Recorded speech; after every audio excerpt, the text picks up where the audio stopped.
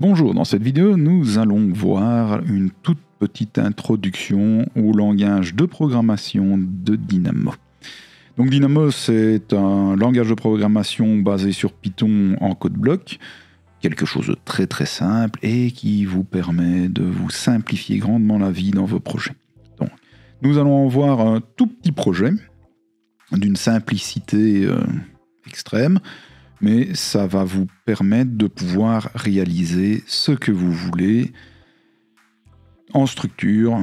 Alors, tout ce que je vois ici, c'est de la structure métallique, donc voilà ce qu'on va faire aujourd'hui, ça vient du PowerPoint. Je vais me baser sur ce PowerPoint comme d'habitude, mais vous allez voir, en plus de ce qui était vu dans le PowerPoint, je vais rajouter certaines petites choses pour vous montrer les différentes possibilités de simplification des codes. Alors, nous allons parler de structure métallique, mais tout ce que je vois, ça peut être appliqué à d'autres choses. Importation de fichiers de points, à partir de ces fichiers de points, création de murs. Les objets vus, on peut les remplacer par d'autres.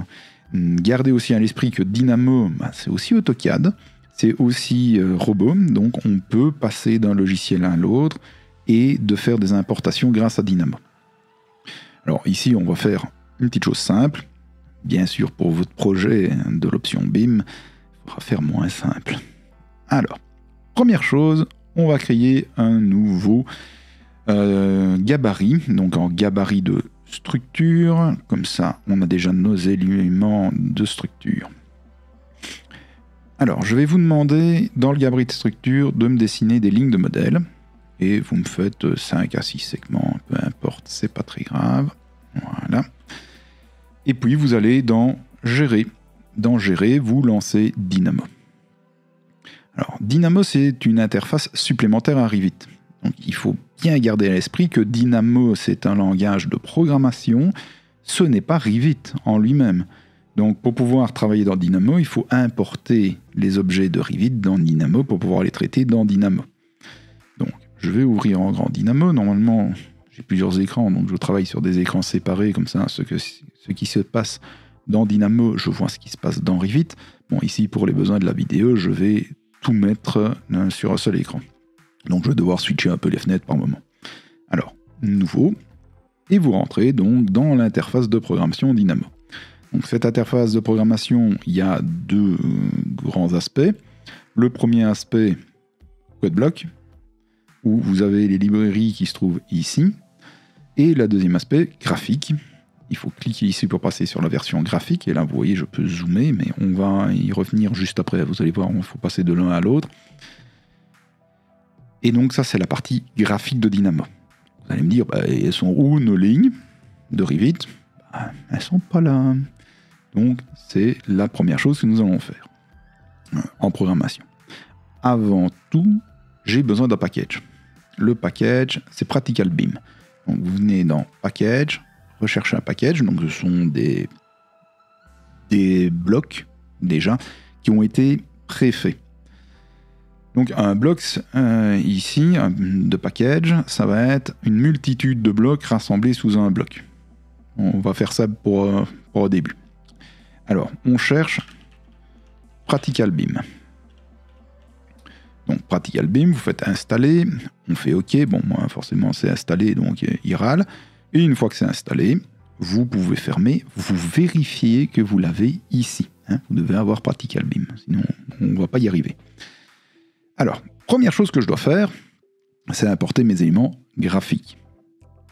Donc, au moins aller rechercher mes définitions. Donc la première chose que je dois faire, c'est aller rechercher mes éléments graphiques qui sont présents dans Revit, pour les incorporer, au moins leur définition, dans Dynamo. Donc, plusieurs façons de faire. Si je veux aller chercher un bloc, je fais clic, droit, j'ai ceci qui apparaît, je peux taper ma recherche. Donc je sais que ce sont des éléments de modèle, et je vais aller les sélectionner. Donc, c'est un select, élément, modèle. Alors ça, là, vous en avez un qui apparaît, la sélection, enfin la fenêtre de recherche disparaît. Ça c'est pour ceux que vous maîtrisez, vous connaissez, vous avez l'habitude.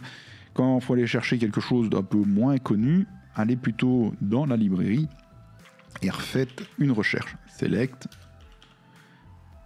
modèle. Et alors là, vous allez voir, il y en a plusieurs. J'ai le Select Model Element. Voilà. J'ai le Select Multiple Model Element et j'ai Select Model Elements. Alors, on va prendre les trois et je vais vous expliquer la différence, parce qu'il y a une différence et pas une petite. Le Select Model Element, c'est pour aller chercher un élément. Si je fais sélectionner, alors je vais mettre Dynamo un peu sur le côté. Je viens ici dans Revit, je peux sélectionner un élément. Je retourne dans ma fenêtre Dynamo, vous voyez, j'ai un élément sélectionné et un seul. Enfin, nous, on en a plusieurs, donc c'est déjà pas celle-là. Ici, j'en ai deux. Alors, je vais vous expliquer lequel je préfère. Je vais faire le Select Model Elements, je mets ça de côté. Je dois venir faire ici une fenêtre de sélection. Vous voyez, je fais une fenêtre de sélection, et c'est toujours par fenêtre de sélection. Le petit souci, c'est que j'ai pris plein de choses.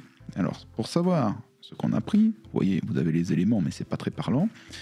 Vous pouvez venir ici, et vous voyez, j'ai, en punaisant, comme ça, la fenêtre reste ouverte, élévation marqueur, element, modèle curve. Mais moi, ce ne sont que des modèles curves, donc des lignes qui m'intéressent. Donc là, j'ai pris un peu de tout, donc il faut trier. Bon, ça va pas être très compliqué dans notre cas, vu qu'on va travailler que sur des lignes, on va faire appel donc des blocs curves qui vont donc traiter que des lignes. Donc forcément, le reste va disparaître.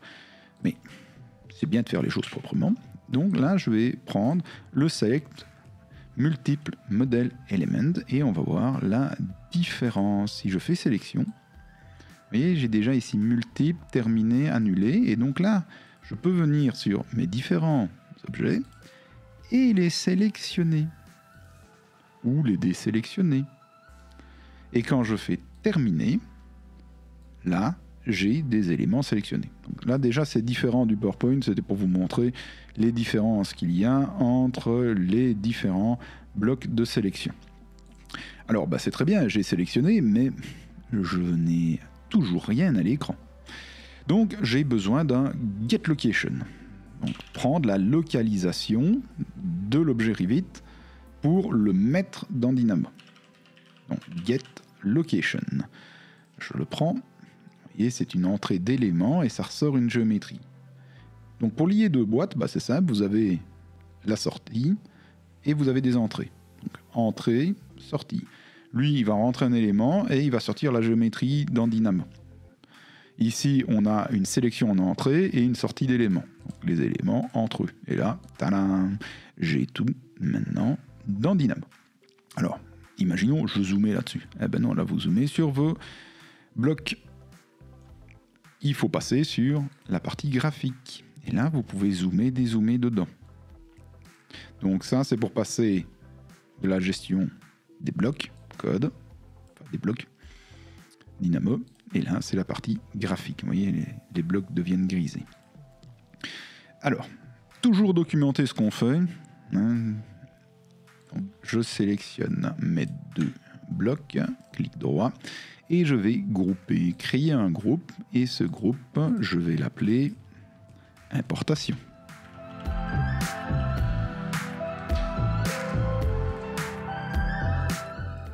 Alors, clic droit, style du groupe. Alors, c'est pas une action, mais c'est bien une entrée. Donc, c'est ce qui rentre dans Dynamo. Donc, ça devient un rose. Et je vais pouvoir aller le mettre un peu sur le côté. Alors, maintenant, j'ai créé cet objet. Le but, c'est de faire une parallèle à ça. Alors, pour faire une parallèle, il y a plusieurs choses. Je vais vous montrer la parallèle brute et méchante et je vais vous expliquer pourquoi ça va nous ennuyer. Alors, c'est un curve pour donc c'est pour une ligne. Offset. Et on va prendre l'offset many. Voilà.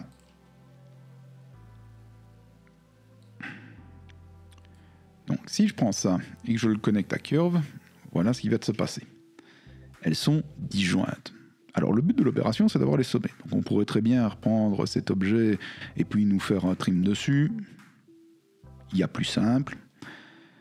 Plutôt que de faire une parallèle à plusieurs objets lignes, on va tout simplement faire une parallèle sur une polyligne. Donc, pour petit rappel, une ligne, ça a un sommet d'entrée, un sommet de sortie, et c'est défini comme un vecteur. Ici, on est sur des lignes, mais non, on aimerait bien une polyligne, donc un objet ayant plusieurs sommets. Le souci, c'est que la coordonnée de départ et de fin sera la même, et c'est ça que Revit va nous donner comme information, mais ça on en reparle plus tard. Alors, on va venir faire une recherche pour passer nos curves en polycurve. Donc je viens sur du polycurve. Alors, polycurve by join, où est-ce qu'il est? By join curve, voilà. Alors, je m'excuse pour mon anglais catastrophique, hein, mais il ne faudra pas trop m'en vouloir. Et je sors donc une polycurve. Et donc, rien qu'en faisant ça, vous voyez, les sommets sont joints. Alors, c'est très bien, mais j'ai ici des sommets qui sont créés correctement, mais ma parallèle, je ne sais pas à combien elle a été faite. Donc, si je regarde ici, j'ai une distance qui est possible, et la valeur par défaut, c'est 1. On va donc faire varier cette fameuse valeur par défaut. Alors, clic droit, vous avez deux possibilités, ce qu'on appelle un integer slider ou un number slider. On va vite... Alors, un number, c'est mieux comme ça. Slider. Vous allez me dire, à première vue, c'est exactement la même chose. Pas tout à fait. Si je prends l'integer slider et que je prends le petit bouton vers le bas, c'est pour paramétrer justement le slider, donc le curseur ici. Par exemple, on va aller de moins 20 mètres à 20 mètres. Et je peux varier tous les mètres. Si je veux varier tous les 10 cm, c'est pas possible, c'est un anti. Donc le number slider, vous allez voir, c'est exactement la même chose. Mais là, on autorise les valeurs non entières. Donc dans notre cas, on va garder tous les 10 cm, on racrapote ça, et on le connecte sur la distance. Et donc maintenant, si je commence à jouer avec, vous voyez, je peux aller dans le négatif, et je peux aller dans le positif. On va mettre, c'est peut-être un peu beaucoup, mais ce n'est pas très grave. On va se mettre à 4 mètres en extérieur, et je vais juste... un peu dézoomé, comme ça, on voit bien ce qu'on fait. Alors, ceci, c'est les parallèles. Donc, de nouveau, on commente tout ce qu'on fait. Je regroupe le tout, un petit shift, je sélectionne le tout, clic droit, groupe, créer un groupe. Alors ici, ça restera vert parce que c'est une action. Donc, c'est les parallèles.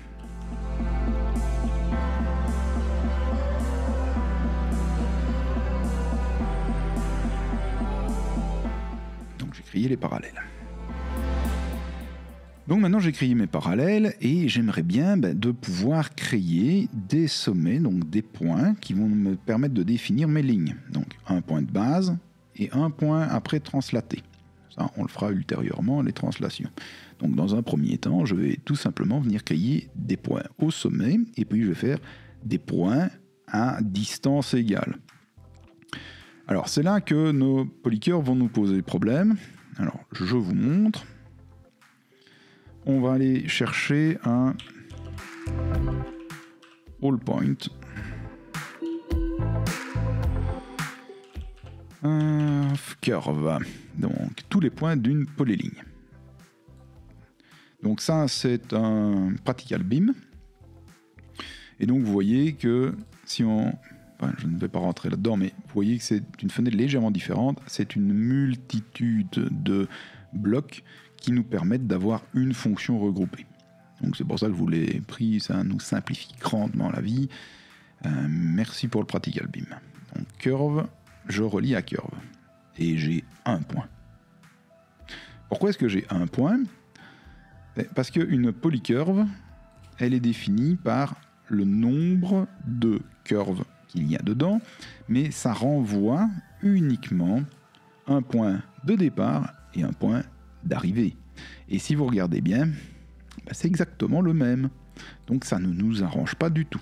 Par contre, si je viens chercher géométrie des éléments ici, ben là, j'ai bien tous les sommets de mes curves. Parce qu'une curve, ça a un point de départ et un point d'arrivée. Donc si je viens ici, regardez bien, j'ai mon point de départ, mais j'ai mon endpoint.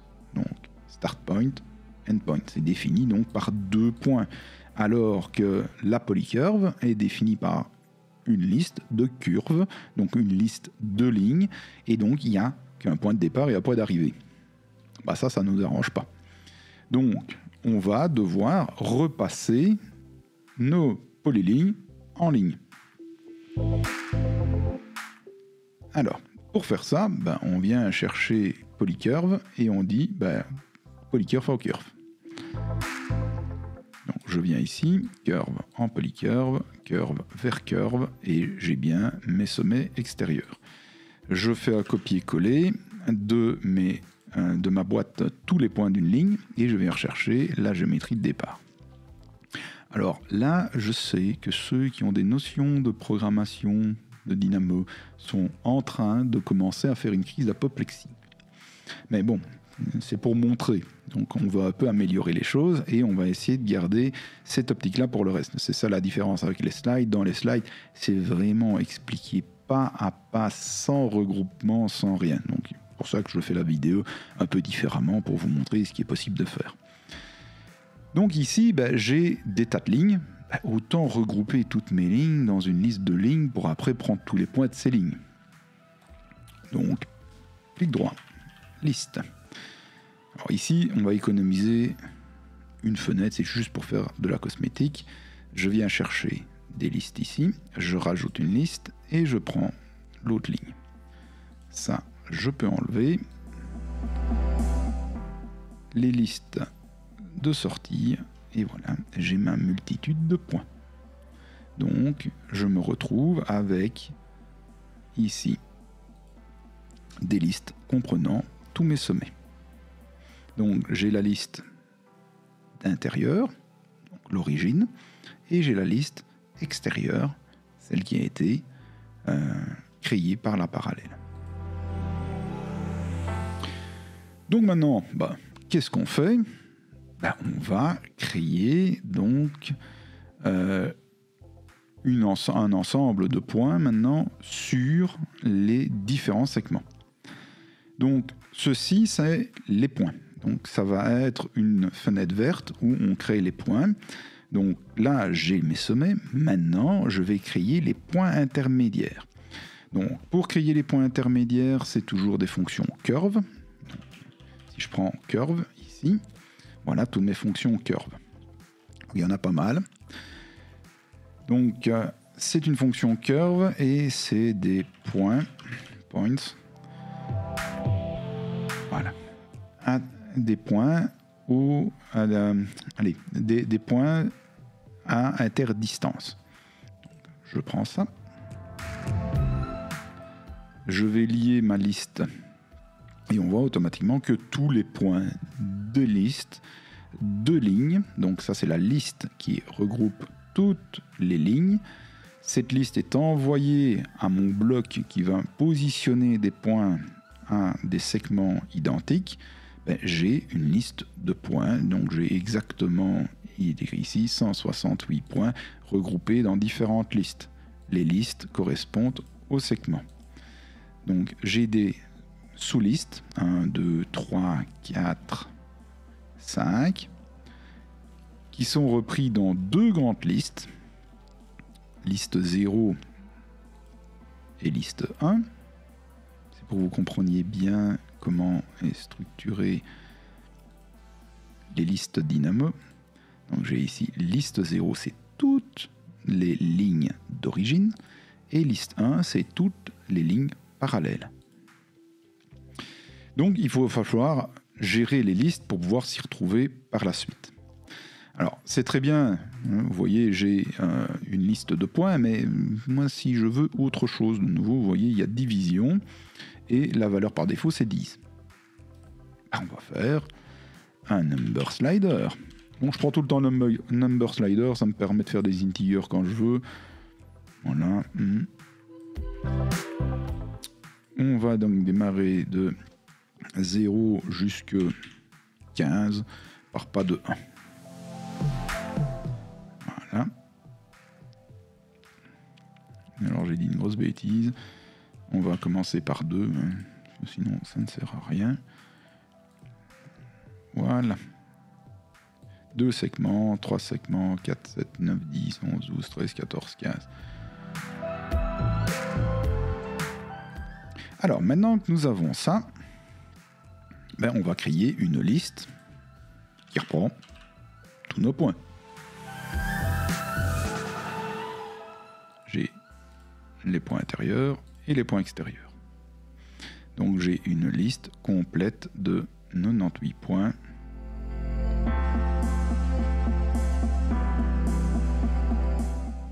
Tous les points sont repris.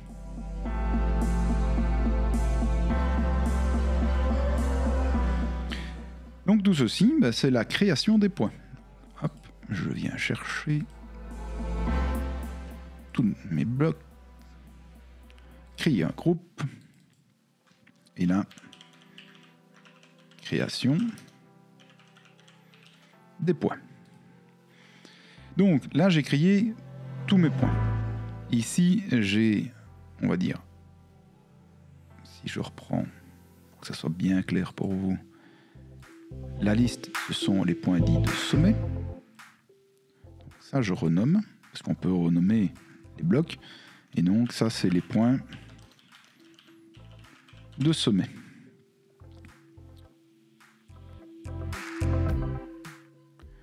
Et ici, ce sont les points de segment.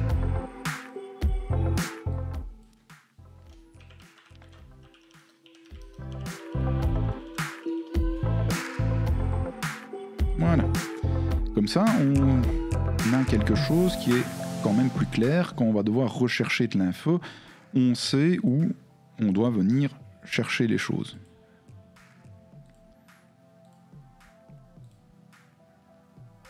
Alors, quand on oublie de désélectionner quelque chose, c'est toujours embêtant. Il faut venir rechercher la liste. Voilà. Donc maintenant, on va faire ce qu'on appelle une parallèle, une translation donc en altimétrie. Donc parallèle, c'est en plan. Ici, ça sera une translation en Z. Donc, pour faire cette translation en Z, je vais venir chercher une translation. Voilà. Translation direction. Et je vais venir chercher un vecteur.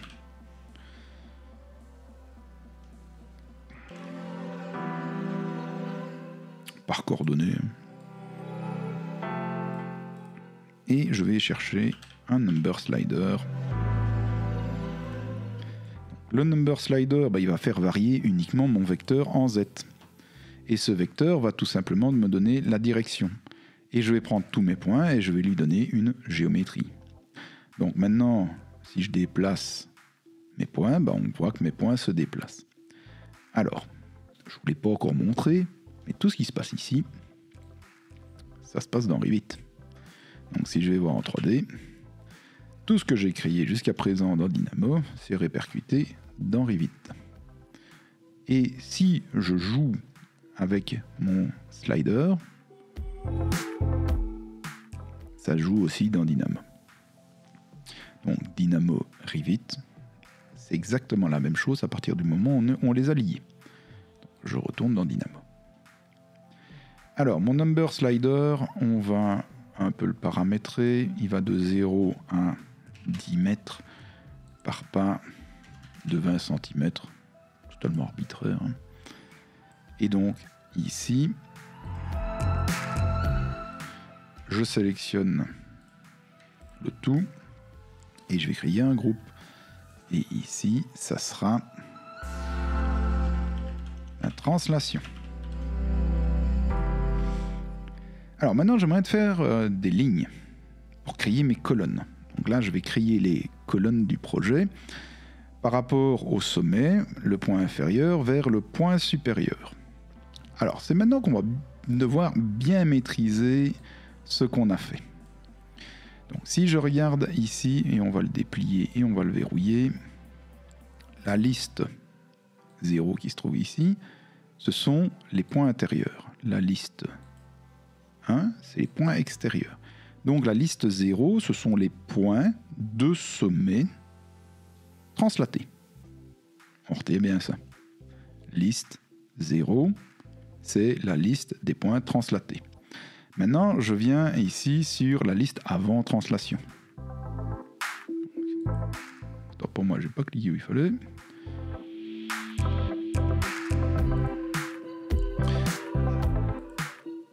J'ai deux listes. Si je prends la liste 0 ici, ce sont les points de sommet avant translation. Donc, si je veux créer une ligne qui part du point inférieur, attention, parce que ça c'est important, qui part du point inférieur vers le point supérieur, parce qu'une colonne, ça a une base et une tête de colonne, et il ne faut pas le faire à l'envers. Donc, je veux partir de cette liste 0 là, et aller vers la liste 0 ici. Ben, j'ai qu'à filtrer mes listes. Alors, pour filtrer les listes, on va utiliser ce qu'on appelle un code bloc. Je tape code, avec un clic droit. Je vais dire que ma liste, c'est uniquement la liste 0 que je veux. Donc j'ouvre les crochets, je mets 0. Comme c'est un langage de programmation, même sommaire, on met un point virgule. Donc on voit qu'on a une entrée et une sortie. Si je viens chercher ceci, que je le colle là, j'ai ici une liste qui n'est que de 14 éléments. C'est ma liste 0. Donc, si je décoche la liste 0 ici et que je clique sur la liste complète de mon code bloc, j'ai bien que les sommets qui se trouvent ici sur l'inférieur. La preuve, je vais décocher ça. La liste complète, ce sont les sommets inférieurs. Bah, ce code bloc là, je peux très bien venir faire un deuxième. Alors, je sais pour les codeurs, vous demandez ce que je suis en train de faire, ne vous tracassez pas, je décompose tout. Et je viens chercher une liste, 0 également, c'est exactement la même commande, pour cette géométrie ici. Et je vais donc obtenir ici une liste des sommets supérieurs. Et donc maintenant, j'ai plus qu'à faire des lignes. Donc pour faire une ligne, il faut venir chercher la commande qui va venir créer une ligne passant par le point inférieur vers le point supérieur. Donc c'est une commande Revit, c'est une curve de nouveau. Donc c'est une commande Revit, c'est une ligne par un point de départ et un point d'arrivée. Donc ça sera une ligne, line, point, by, par, start point, point de départ, et end point. Alors c'est bon à taper, une fois qu'on l'a, il n'y a plus qu'à copier-coller. Donc, start point, alors, on a dit que c'était les points inférieurs, donc ceux-ci. Donc je prends ce qui sort de mon code bloc et je le mets en start point. Oui, je prends ce qui vient de mon code bloc et je le mets en end point. Et je viens de faire des lignes. Dans Revit, j'ai également mes lignes. Alors, si on regarde bien, on peut faire mieux. Donc ici, j'ai un code bloc où j'ai une liste qui rentre et un truc qui sort. Je pourrais regrouper ces deux-là en un seul. Donc, liste 2, c'est ce qu'on a mis. On va rajouter la liste 1 qui nous ressort quand même du 0. Voilà. Donc, code bloc ici, plus besoin. Liste 1, c'est celle-ci. Je vais la chercher et ça me sort mon start point. Puis, ceci, c'est la liste 2 qui me sort mon endpoint. Voilà. Donc, vous voyez, beaucoup plus simple. Donc, ça, c'est la création de mes différentes colonnes. Alors, je ne vais pas commencer à les regrouper et à le documenter tout de suite. Tout simplement parce que j'aimerais voir avec vous comment on va créer des objets Revit. Donc maintenant, j'aimerais bien, sur cette ligne, créer une colonne. Comme ça, après, je peux aller plus vite pour les autres. Donc, je viens ici et je vais donc chercher les commandes de colonne. Colonne. Structural column type. Ah, ça, je vais avoir besoin. Je vais également devoir créer des colonnes. Je vais devoir créer des colonnes à partir de lignes. Donc, j'ai besoin d'un structural framing. Alors ça, c'est des beams by curve. Et donc, j'ai besoin de curve. Ça, pas de souci, j'ai ma liste de curve. Ça, c'est mon type de colonne. Column type sur column type. Et puis, il me faut un level. C'est tout simplement la définition du niveau de construction. Bon, le niveau, je vais mettre fondation et je mets level. Ah oui, effectivement, si je mets du beam, donc voilà, erreur toute bête. Je ne sais pas trop comment j'ai fait mon compte, mais beam, c'est une poutre. Donc si je fais des colonnes pour des poutres, avec des définitions de colonnes graphiques, il n'est pas d'accord. D'ailleurs, c'est ce qu'il me dit. Donc, bon exemple. Petit point d'exclamation, avertissement. L'opération échouée, impossible de créer la famille d'instances. Tout simplement parce que Structural Framing Beam by Curve, il veut une définition de poutre. Et là, je lui ai donné une définition de colonne. Donc, ça, c'est ce qu'on va faire après. Donc, ce sera ça qu'il faudra prendre pour les poutres. Donc, moi, j'étais toujours en colonne. Alors, c'est Structural Framing, ça ne change pas. Mais c'est colonne by curve. On va dire, c'était pour vous montrer. Donc, curve, le type et le niveau. Alors, vous me dire, il ne se passe rien. Oui, parce que ça se passe dans Revit. Vous voyez, les colonnes ont été faites dans Revit. Alors, pour que ça soit plus clair, je vais prendre un petit ombré. Et voilà, j'ai des colonnes. Si dans Dynamo, je passe sur une IPN 300, vous avez maintenant des IPN 300. Si on passe sur du béton 600 par 750, ce sont des colonnes en béton. Donc vous voyez la simplicité une fois qu'on a fait un petit dynamo, et donc ce qu'on est en train de faire sur les coins, on va le faire pour tous les autres, et ça sera la même chose aussi pour toutes les poutres. Donc je vais repasser en IPN 300, je reprends Dynamo, et maintenant on va pouvoir finaliser ce qu'on est en train de faire. Donc, ici, j'ai mon niveau, j'ai ma structure, j'ai mes colonnes. Ça serait bien de faire toutes les colonnes d'un coup.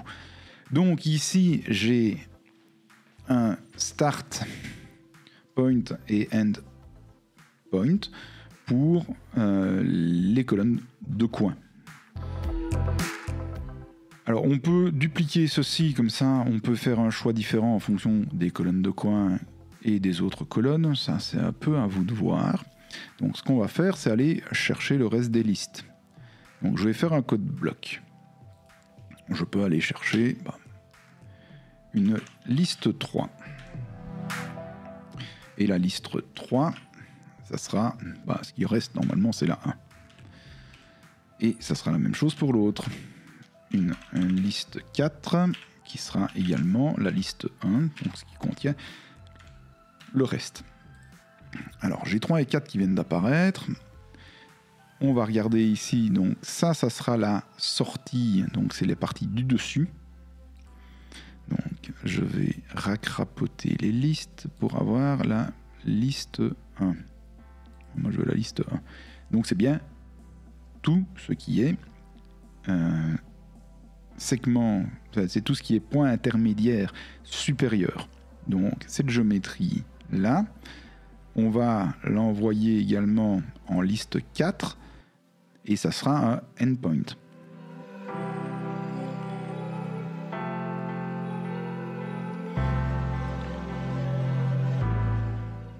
Donc, soit on regroupe tout dans une liste ici et on envoie tout directement, ou on sépare pour faire une liste de colonnes de coin et une liste de colonnes intermédiaire. Donc maintenant je prends cette liste-là pour l'intermédiaire. Et donc je peux faire une liste complète.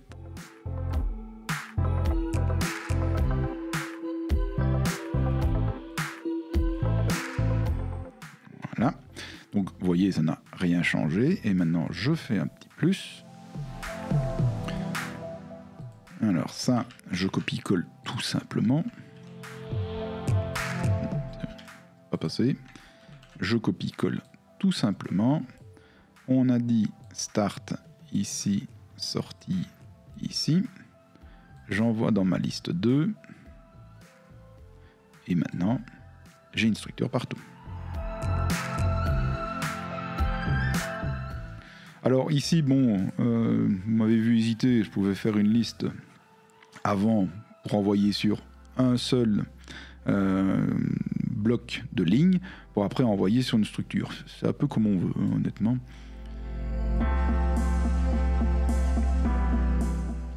Donc voilà, ceci, c'est la création des lignes. On va créer un groupe. Création des lignes. Et ça, c'est la création